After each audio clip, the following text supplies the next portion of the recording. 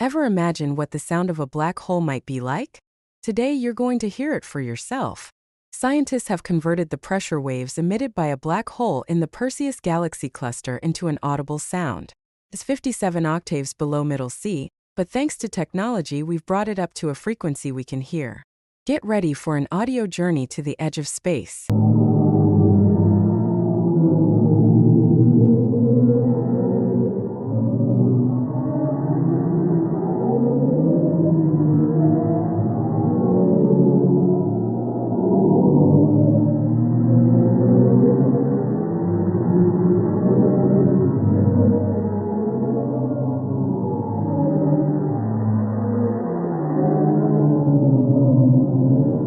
What you just heard was a real sound from space manipulated so we can hear it. It's created by vibrations in the gas that surrounds the black hole as it interacts with the material falling into it. Blown away by the sound of a black hole?